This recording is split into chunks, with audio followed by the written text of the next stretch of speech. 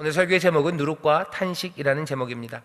지난주에 우리가 예수님께서 4,000명을 먹이셨던 그 기적의 사건을 함께 읽었고, 그 말씀 가운데서 예수님에 대해서 그리고 하나님의 나라에 대해서 좀 더 알 수 있었습니다. 하나님이 우리의 배고픔을, 주님이 우리의 배고픔을 아셔요. 그리고 우리의 삶의 필요를 채우시려는 그 긍휼함이 있습니다. 사람들은 그런 메시아를 기대하지 않았었다고 그랬어요. 그런 그리스도를 아예 기대하지 않았습니다. 긍휼히 여기는 그리스도, 아니 그건 별로 필요 없어요. 우리를 잘 살게 해주는 그리스도, 우리를 자유케 하는 그리스도, 어쩌면 대단한 정치, 군사적인 힘과 능력으로 뭔가 삐까번쩍하게 세상을 바꿔내고 우리에게 유익을 줄 메시아를 여기 이스라엘 사람들은 기다렸습니다. 그런데 오셔서 하시는 일은 떡을 드시는 일이에요. 그리고 물고기를 손에 드십니다. 그리스도가 보리떡을 들 거라고 생각 못했어요. 그리스도가 생선을 들고 있을 거라고는 생각 못했습니다. 긍휼이, 은혜가 우리의 삶을 그렇게 만질 거라고는 생각 못했어요. 하지만 가만히 보니요, 이건 기대하지 않았던 일이에요. 하지만 놀라운 일인 건 분명합니다. 그렇게 될 줄은 몰랐어요. 그런 건 줄은 몰랐어요. 하지만 놀라운 일임에는 사실이에요. 이건 분명 이 땅의 일은 아닙니다. 하지만 우리가 기대했던 건 아니었어요. 이스라엘 사람들이 그렇게 생각했습니다. 예수님의 제자들도 그렇게 생각했습니다. 하지만 고개를 갸우뚱거리며 뭔가 이상하게 우리를 이끌고 가고 있음을 알아요. 예수님께서 이 일을 2번이나 행하시고 마가가 이 일을 2번이나 기록한 것은 예수님의 이 긍휼 더하기, 뭔가 다른 종류의 은혜, 사람들의 상상 그것을 넘어서는 하나님의 역사, 그것들을 보게 하기 시작하는 겁니다.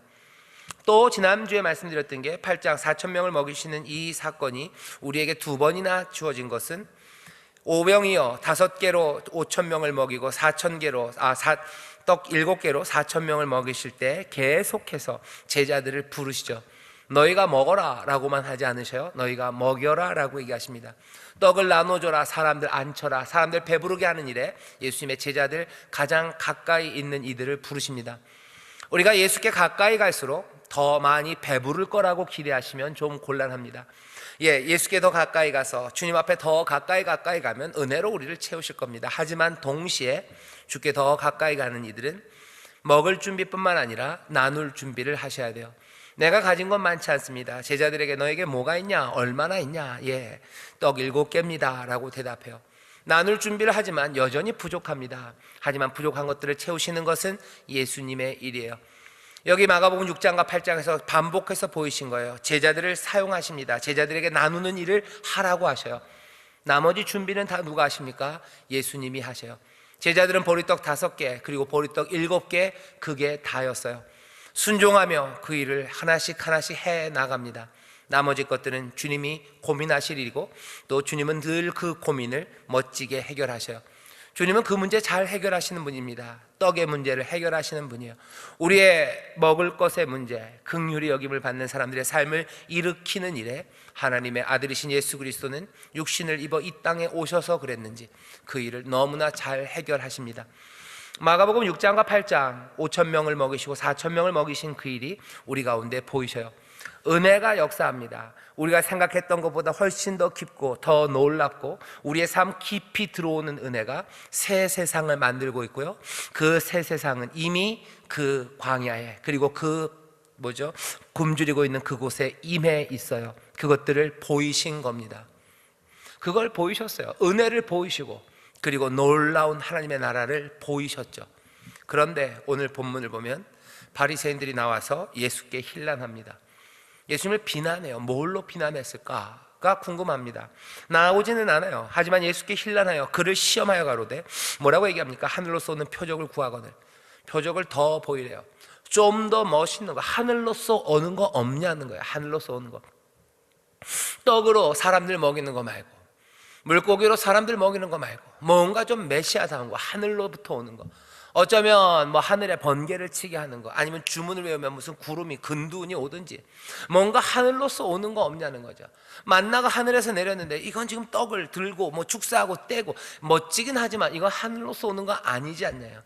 네가 그리스도여거든, 네가 하나님의 아들이여거든, 돌을 떡으로 만들든지 아니면 그 높은 성전에서 뛰어내리든지 뭔가 좀 특별한 거 보여야 된다고 바리새인들이 말합니다. 광야에서 사탄이 했던 얘기와 똑같아요. 예수께 힐난하여 그를 시험하여 하늘로 쏘는 표적을 구합니다. 예수님이 야단 맞을 일, 힐난 받을 일 하신 거 없어요. 하느님의 나라, 그 은혜의 풍성함과 우리를 향하신 하나님의 놀라우신 능력, 그 나라를 보이셨어요. 완전하게 보이셨어요. 여기 임했다고 보였습니다. 사람들은 박수치고 감동하고 그 나라에 대한 새로운 꿈들을 꿔야 되는데 바리새인들은 아닙니다. 예수님을 힐난합니다. 예수님이 하시는 일에 대해서 우리가 힐난할 때가 있어요. 주님께서 하늘에서 내리는 뭔가를 해주셔야 되는 건데 그리스도가 뭐 그러냐는 거죠. 우리의 요구를 좀 탁탁 들어주셔야지. 들어주셔도 그냥 아니라, 그렇게 애매하게 아니라 뭐가 좀 분명하게 아싸라게 이렇게 하셔야 되는 거 아니냐고 예수께 힐난할 때가 있습니다. 바리새인들이 예수께 힐난하여 그를 시험하여 하늘로 쏘는 표적을 구합니다. 예수님 어떻게 하셔요? 마음속에 깊이 탄식하십니다. 그러고 얘기하셔요. 어찌하여 이 세대가 표적을 구하느냐? 내가 진실로 너에게 이르노니 이 세대에게 표적을 주시지 아니하리라 하시고 저희를 떠나 다시 배에 올라 건너편으로 가시니라. 예수님 마음에 깊이 탄식하십니다. 깊은 실망이에요. 이 사람들이 표적을 구하는데 이 사람들 뭔가 하는 거죠. 얘들은 뭔가. 어쩌면 예수님께서는 이 사람들, 이 바리새인들의 표적을 구하는 이것들을 보면서 뭔가 깨달으신 것 같아요. 안 되겠구나를 깨달으신 것 같습니다. 이 사람들에게 설명하지 않아요. 깊이 탄식하시며 얘기하십니다. 표적을 구한다고 이제 이 사람들에게, 이 세대에게는 표적을 주지 않겠다 얘기하셔요. 설명할 필요가 없네. 설명할 필요가 없어요. 더 이상 보여야 될 이유가 없네. 예수님이 지금 여기 보면 마음을 좀 접으십니다. 뭔가를 보신 것 같죠. 이 세대라고 얘기하셔요. 마태복음 16장에 보면요, 이 비슷한 병행꾸라고 그러는데요, 이 사건이 마태복음 16장에서 그대로 표현이 됐어요. 하지만 마태복음 16장에는 조금 추가된 게 있습니다. 뭐냐 하면 사람들이 하늘을 봐요. 하늘을 보면서 날씨의 징조를 살핍니다.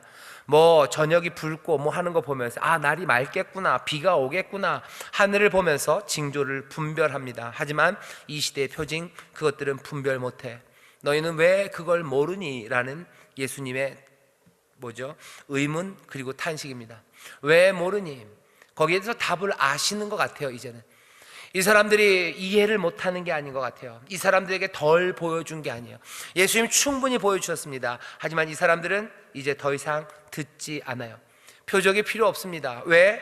예수님의 생각에 이들은 전혀 다른 하나님의 나라를 꿈꾸고 있어요. 예수님이 보이시고 또 예수님이 가져오시려는 하나님의 나라와 전혀 다른 하나님의 나라를 바리새인들은 생각하고 있습니다. 그러니 예수님이 보이시는 표적은 이들이 기대했던 그 표적은 아니에요.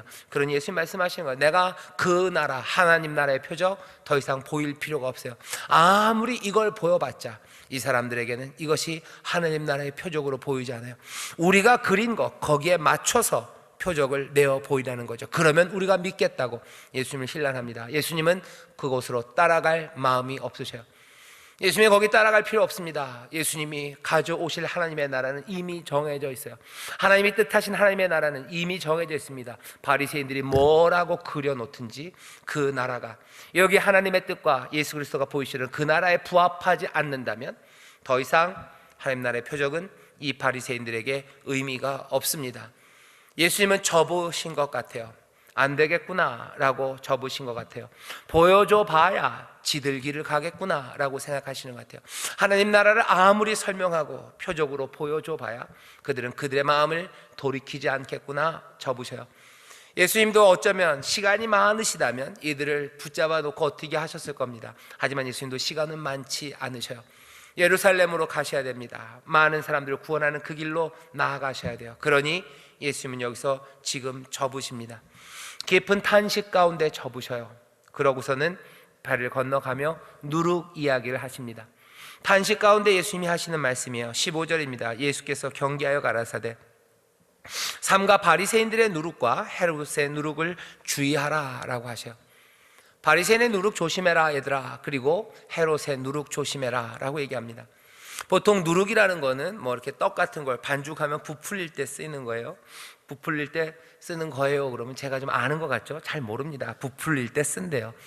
누룩 누룩을 쓰기도 하고, 누룩과 이스트 뭐 그거 다른 걸 전 잘 모르겠습니다. 아마 냄새가 좀 다를 것 같은데, 누룩이 하는 일들, 뭐 이스트라고 해서 뭐 불 풀리는 거 있죠. 옛날에 뽑기 할 때 넣기도 하고 그랬는데, 누룩은 부풀어지게 하는 거예요. 보통은 유대인들에게 누룩이라는 건 뭔가 현혹하는 겁니다. 허장성세죠. 원래는 요만한 걸 넣으면 막 부풀어져요. 그러니 현혹하고 진실을 되지 못한 것들을 말할 때 누룩 이야기를 합니다. 오늘 원문에서 누룩 그러면요, 그냥 허장성세라기보다는 제 생각에는 적절하지 않은 것이에요. 때에 맞지 않아요. 어떤 건 누룩이 들어가고 누룩이 들어가지 않는 것에 대해서 유대인들이 기억하는 건 유월절 그리고 무교절의 그 떡들입니다. 무교절이 되면 이 사람들이 어떻게 해요? 거기 떡에다가 누룩을 넣지 않아요. 왜? 유월절, 애굽에서 이 사람들이 빠져나올 때, 출애굽 시키실 때 누룩을 넣어서 그 반죽을 부풀릴 시간이 없었어요. 그것들을 상징하기 위해서. 하나님의 은혜가 그렇게 급박하게 임해요. 하나님의 구원이 그렇게 우리를 몰아가신다는 것을 분명히 보이기 위해서. 구원은 오랜 계획으로 이루어지지 않았어요. 그냥 그날 밤 하나님의 사자가 애굽을 그 밤에 덮으실 때 하나님께서 그들을 급히 나오게 하시죠. 그것들을 상징합니다. 누룩을 넣어서 떡을 부풀 시간도 없었다는 거예요. 우리가 그럴 시간도 없이 하나님께서 우리에게 급박하게 그 구원을 주셨고, 우리는 그 인도하심에 급박하게 애굽에서 미련 없이 그곳을 떠나왔다고. 우리는 미련 없이 떠나왔고 애굽은 우리를 밀어냈고, 하나님의 구원은 그렇게 갑작스럽게 훅 들어왔다고.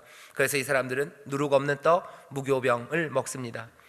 헤롯의 누룩 그리고 바리새인의 누룩은 적절하지 않은 것에 관해서 얘기하는 것 같아요. 있어야 되는데, 아니 없어야 되는데 있는 겁니다. 하나님이 요구하신 것과 조금 다른 것, 그런 의미로 쓰여진 것 같아요. 바리새인의 누룩입니다. 그리고 헤롯의 누룩입니다. 이 얘기는 뭐예요? 뭔가 이 사람들이 오해하고 적절하지 않다는 거예요. 또 놀라운 것은 이 누룩은 바리새인의 누룩과 헤롯의 누룩이에요. 가난한 자들의 누룩이라고는 하지 않습니다. 예수님 당시에 여기 이 땅을 지배하던 두 개의 힘이에요. 헤롯은 정치 군사적인 힘입니다. 로마에 빌붙어서요, 정치력 그리고 군사력 그리고 모든 부요함을 잡고 있는 사람이 헤롯이에요. 또 다른 지배 세력은요, 바리새인입니다.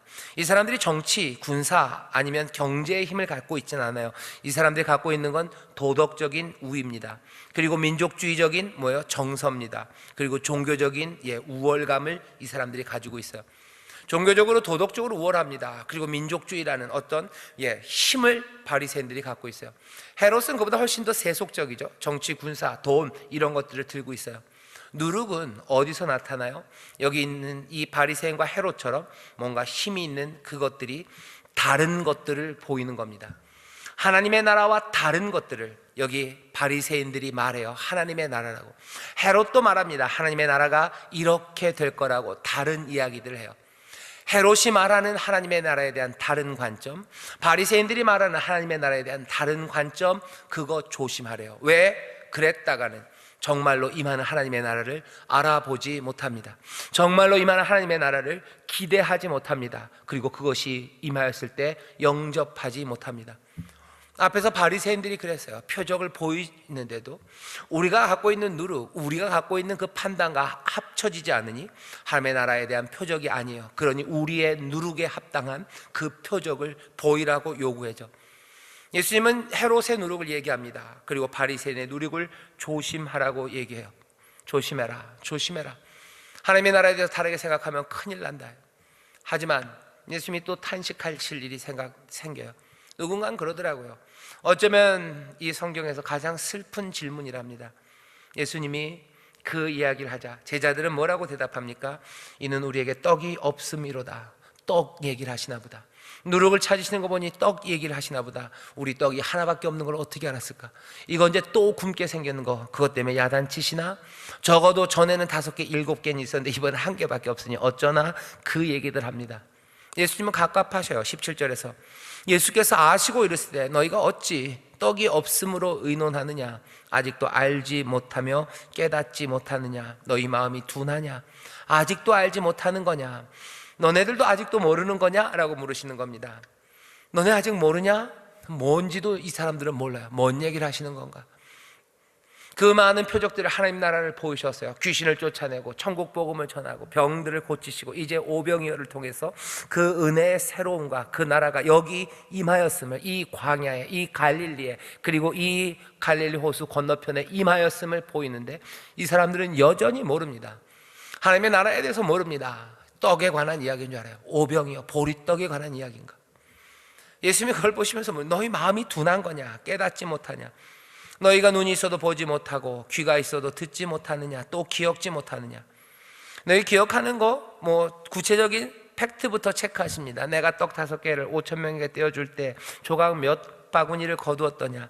사람들이 대답해요. 12개입니다. 쓸데없는 거 기억하고 있어요. 12개입니다. 그거 맞아요? 또 물어보셔. 7개를 4,000명에 떼어줄 때 조각 몇 광주를 거두었느냐. 가로되 7입니다. 그건 알아요. 몇 광주리가 남았는지는 압니다. 하지만 거기서 4,000명, 5,000명이 먹었던 그 은혜와 그 감격과 그 기쁨, 거기 임한 하나님의 나라, 그것들을 사람들은 기억하지 못합니다. 어떻게 그러냐라고 물으시는 거예요. 어떻게 그러냐. 12광주리 남고 7광주리 남은 건 아는데 거기에 임한 하나님의 나라와 거기에서 보신 하나님의 은혜와 그 능력, 왜 그것들을 기억 못하냐. 바리새인의 누룩과 헤롯의 누룩을 조심하라고 얘기하는데 이 사람들은 아예 그 누룩이 뭔지도 모릅니다. 예수님이 다시 얘기하셔요. 21절 가라사대 아직도 깨닫지 못하느냐 하시니라. 아직도 모르는 거냐. 씁쓸함입니다. 그리고 탄식이에요. 바리새인들이 더 많은 표적을 보이라고 했을 때 탄식했던 것보다 어쩌면 더 깊은 탄식이. 왜? 이 사람들은 제자들이에요. 다른 사람들은 몰라도 제자들은 깨달아야 됩니다. 너희는 나와 함께 오래 있었어요. 그리고 나와 함께 이제 예루살렘으로 가야 돼요. 내가 이제 이들에게 이 귀한 사명을 맡겨야 될 사람이에요. 그런데 아직도 깨닫지 못합니다. 예수님의 답답함, 탄식이 여기 8장 21절에 너무나 깊습니다. 소망이 하나 있다면 아직도라는 말이에요. 아직은 깨닫지 못했어요. 그렇다면 희망은 어쩌면 그 먼 훗날에는 이 사람들이 깨달을 수도 있겠구나 하는 거죠. 안타깝게도 마가복음은 사실은 마가복음의 짧은 버전 안에서는요, 제자들은 끝내 깨닫지 못합니다. 뭔가를 눈치는 채요. 뭔가 이럴 것 같기는 합니다. 하지만 온전히 알지는 못하고 당혹스러워해요. 자, 예수님의 탄식입니다. 누룩, 그리고 그 탄식이 오늘 우리가 읽은 이 본문에 지금 적혀져 있습니다. 바리새인들의 누룩이 조심하래요. 도대체 뭘까요? 바리새인들이 가진 관점은 뭐였을까요? 다른 거 아니고 이런 겁니다. 바리새인들은 민족주의자들이었어요. 유대인들의 나라를 그립니다. 유대인들의 나라를 그려요. 하나님이 이스라엘을 구원하실 거예요. 우리만 구원하실 거예요. 그러니 이 구원을 위해서는 이스라엘, 그 유대인이라는 것들 정체성을 지켜야 돼요. 장로들의 유전을 지켜야 됩니다. 그리고 우리를 하나님이 구원하실 거라고 세상 모든 다른 민족들에게는 하나님의 구원, 그것들은 훨씬 더 요원한 일이라고 생각해요. 이 사람들은 민족주의자들입니다. 그러니 더 광범위한 하나님의 사랑, 더 많은 사람들을 구원하는 것, 이 사람들은 이해하지 못해요. 그러니 안식일에 대해서 훨씬 더 좁게 그리고 단단하게 지켜야 되고요. 이방 사람들을 고치는 것에 대해서 이 사람들은 이해할 수 없습니다. 그리스도는 그렇게 하면 안 돼요. 그리스도는 율법 그리고 장로들의 규정, 그 안에만 있어야 돼요. 그 안에서 뭔가를 만들어내라고 바리새인들은 요구하는 겁니다. 잘못된 하나님의 관점들, 그것들을 경계하셔요. 어쩌면 헤롯이 말하는 것보다 바리새인의 누룩이 훨씬 더 위험합니다. 지금은 더 그렇습니다. 사람들은 하나님의 나라가 권력과 돈, 힘은 아니라고들 생각하는 것 같아요. 이제는 그렇습니다. 전에는 하나님의 나라가 힘과 돈 그리고 권력이라고 생각했던 사람들도 있었어요. 하지만 지금은 좀 아니죠. 많은 그리스도의 사람들이 이 땅에 있는 지금 대한민국의 교인들, 성도들이 하나님의 나라가 돈과 권력과 힘이라고 생각하지는 않습니다. 아닌가요? 여러분들 눈빛을 보니 그런 거 아니었나 싶은데, 만약에 그렇다면 여러분들 헤롯의 누룩을 조심하셔요. 하나님의 나라가, 그리스도가 우리에게 주시는 구원이 권력과 힘 그리고 돈을 가져다 주는 건 아니에요. 그건 누룩입니다. 헤롯은 그렇게 생각했어요. 그리고 헤롯은 그 일이 자기 헤롯 왕가를 통해서 그 일이 이루어질 거라고 생각했어요. 힘과 권력과 군사력을 지은 우리가 세상을 구원할 수 있는 하나님의 사람, 그리스도가, 메시아의 역사가 헤롯 안에서 이루어지기를 기다렸어요. 그러니 헤롯 대왕이 헤롯 성전이라는 그 거대한 성전을 지은 겁니다. 나름 그런 목적, 그 꿈들이 있었어요. 예수님 말씀하시죠. 헤롯의 누룩이다. 힘과 권력으로 하나님의 나라가 임하는 거 아니다. 헤롯의 왕가를 통해서 그 일 이루시는 거 아니다. 헤롯의 누룩을 주의하라고 하죠. 지금은 헤롯의 누룩에 마음 팔리는 사람들이 그렇게 많지는 않습니다만 우리나라 한국교회 여기에는 바리새인의 누룩, 그것에는 마음 빼앗기는 성도들이 꽤 많아요. 뭐냐면 도덕적인 것들입니다. 도덕적인 것을 통해서 좋은 생각이죠. 좋은 생각이 하나님의 나라를 이룬다는 어쩌면 그런 누룩이에요. 좋은 사람들이 있어요. 훌륭해 보이는 사람들이 있습니다. 그들의 삶이 존경할 만해요. 그들의 말이 아름답습니다. 그들의 언행이 그렇게 불일치하지 않아요. 꽤나 성실하게 살고요. 그리고 성실한 꿈들을 말합니다. 도덕적으로 우월합니다. 그리고 아름다운 이데올로기, 이념들이 있어요. 게다가 민족에 대한 사랑이 있습니다. 그러면 금상첨화예요. 그러면 거기에서 뭔가 변화와 소망이 있을 거라고 생각해요. 하지만 안타깝게도 그건 아닙니다. 우리 한국 교회 민족주의가 굉장히 심합니다. 사실은 제일 심한 게 우리 한국이 평양이 동양의 예루살렘이라고 그러고 제2의 유대인이라고 그러고 하나님이 말세에 우리를 세계 복음화를 위해서 우리 민족을 불렀다고 얘기해요. 제 생각에 이건 바리새인의 누룩입니다. 그렇게 얘기하는 사람들은 굉장히 위험합니다. 그럴 리가 없습니다. 그리고 그렇게 말씀하신 적이 없어요. 이 얘기를 들으면 사람들이 욱 할 거예요. 욱하시죠, 그죠? 근데 그게 맞습니다. 그리고 그게 맞을 겁니다. 한 번도 어디에 힌트를 주신 적도 없고요. 그러면 하나님이 우리나라를 사랑하지 않으십니까? 아니요, 사랑하십니다. 우리 민족을 사용하지 않으십니까? 아니요, 사용하십니다. 그리고 사용하기를 간절히 바랍니다. 하지만 우리 민족이, 이 한민족이 그렇게 택함 받았다고 말하는 건 전혀 다른 맥락이에요. 하나님이 우리 민족을 복 주시지 않습니까? 복 주시기를 바랍니다. 그리고 하나님의 일에 쓰임 받게 하기를 원하셔요. 원합니다. 간절히 원합니다. 하지만 우리 민족은 그렇게 하나님이 부르셨다는 거, 그건 위험한 생각이에요. 사람들이 하나님의 나라에 대해서 그리고 하나님의 역사에 대해서요, 누룩입니다. 하나님의 나라와 다른 잘못된 하나님의 나라의 관점, 그것들을 갖게 하는 거예요. 그건 굉장히 위험합니다. 역사에서도 그래요. 역사에서도 우리나라에 식민사관이 있었죠. 일제가 우리나라에 심어놓은 식민사관이에요. 조선놈은 이러면서 하는 거죠. 한국 사람은 얼마나 비열하고 얼마나 게으르고 우리를 굉장히 비하시키고 아무것도 아닌 것처럼 만들어놓는 식민사관이에요. 그래서 식민지 지배받는 게 당연하고 지배하는 이 일본에 함께 가는 것이 오히려 유익하다는 걸 심어주기 위해서 식민사관으로 우리 민족을 막 짓밟았어요. 그거 나쁜 겁니다. 그것도 누룩이에요. 하지만 그 누룩은 뭐예요? 일본을 뭔가 구원, 하나님의 선물의 대상 이렇게 보게 만들죠. 하지만 그 반대로 우리 민족이 못났다고 말하는 식민사관이나 우리 민족이 잘났다고 말하는 어찌 보면 과도한 민족주의 사관이나 이건 심각하게 같은 동전의 앞뒷면입니다. 그렇지 않아요. 그렇지 않습니다. 우리 민족이 그래도 손흥민을 보셔요. 그렇게 따지면 브라질 사람들이 최고 민족이죠. 그 무슨 BTS를 보셔요. BTS 그렇게 따지면 영국 애들이죠. 영국 애들 비틀즈, 엘튼 존, 퀸 수도 없이 많아요. 그렇게 돼 있지 않습니다. 그런데 사람들은 여러 가지 민족주의 그리고 종교, 도덕적인 우월 그런 것들을 통해서 하나님의 나라와 복 그리고 소망 이것들을 말하기 시작해요. 이건 누룩입니다. 이것들은 아까가 아니죠. 오늘 낮에 설교한 것처럼 사람들을 지치게 만들어요. 그리고 사람들을 결국은 하나님의 그 복된 삶에서 멀어지게 만들어 갑니다. 민족주의가 우리를 그리로 이끌어 갈 겁니다. 결국은 그렇게 우리를 몰아가기 시작하면 그렇게 돼 갈 거예요. 어떻게 압니까? 끝을 안 가봤는데. 끝을 안 가봤지만 제가 전할 수 있는 건 예수님의 이 말씀이에요. 바리새인의 누룩, 헤롯의 누룩이 우리 주변에 얼마나 많은지 모릅니다. 그럼 어떻게 해야 됩니까? 다른 것 없어요. 하나님이 우리에게 보여주시고 예수님이 보여주신 하나님의 나라의 표적 그것들을 붙잡으셔야 돼요.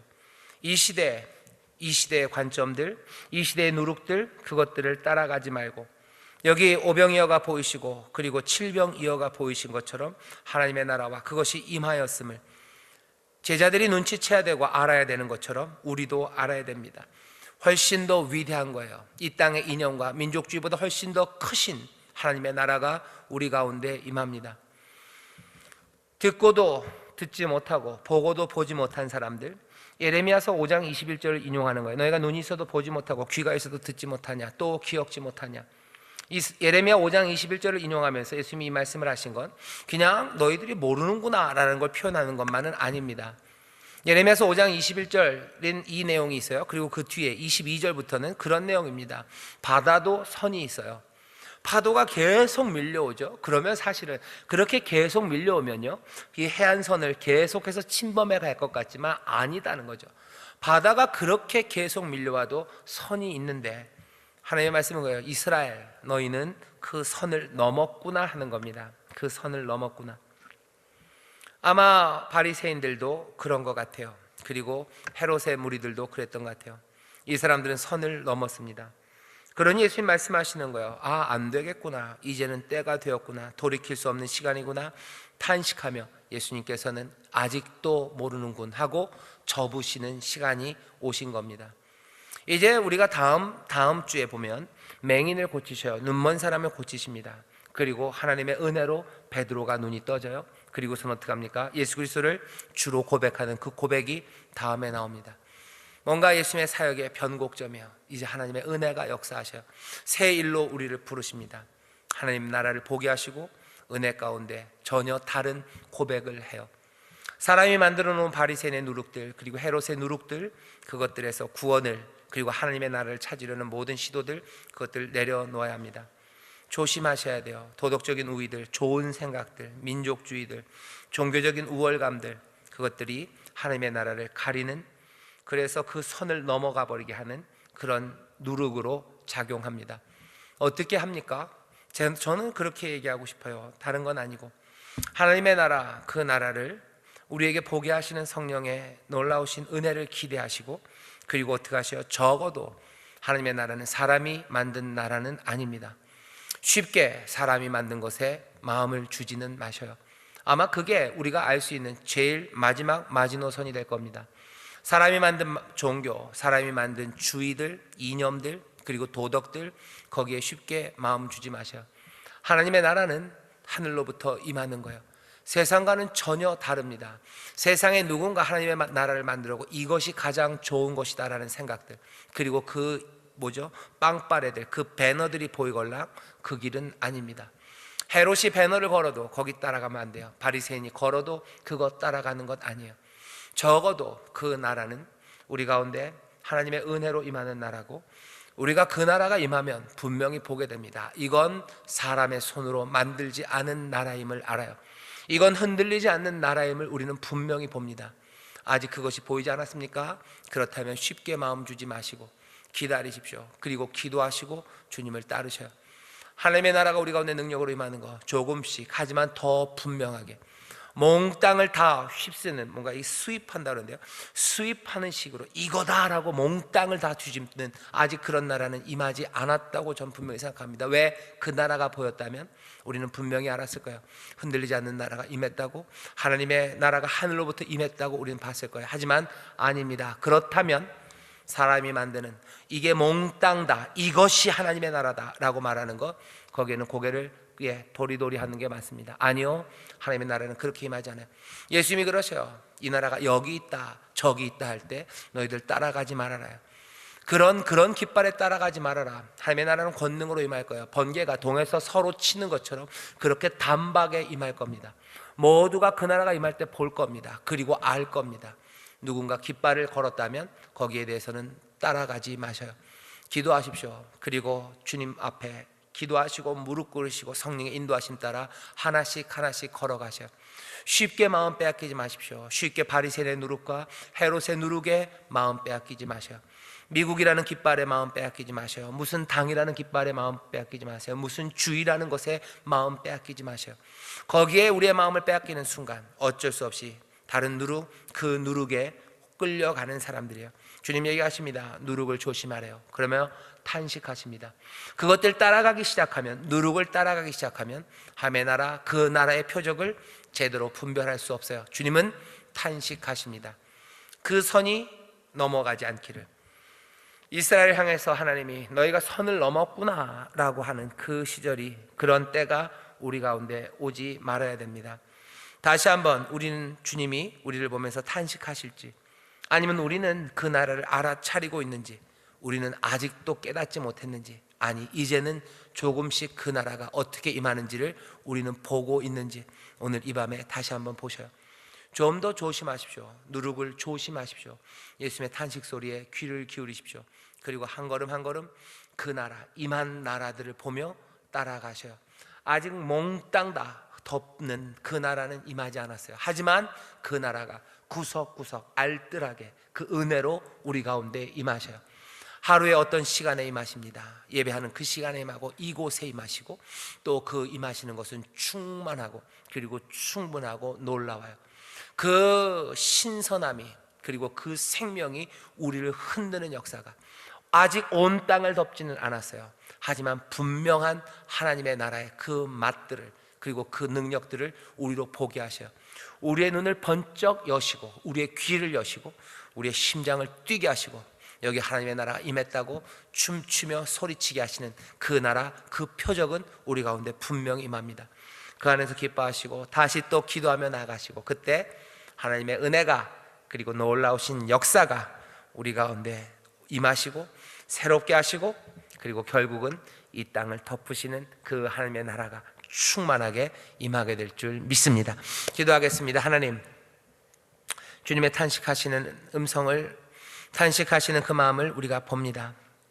아버님, 세상의 누룩들, 이런저런 사람의 것들에 마음 빼앗기지 말게 하시고, 하나님의 나라, 그 나라를 겸손하게 기대하며 소망 가운데 기다리며, 또 그 나라가 여기저기 우리 가운데 임하는 것들을 보며 또 찬송하며 즐거워하며, 그래서 더 큰 소망과 더 굳건한 믿음 가운데 주를 따르는 이들이 되게 하여 주옵소서.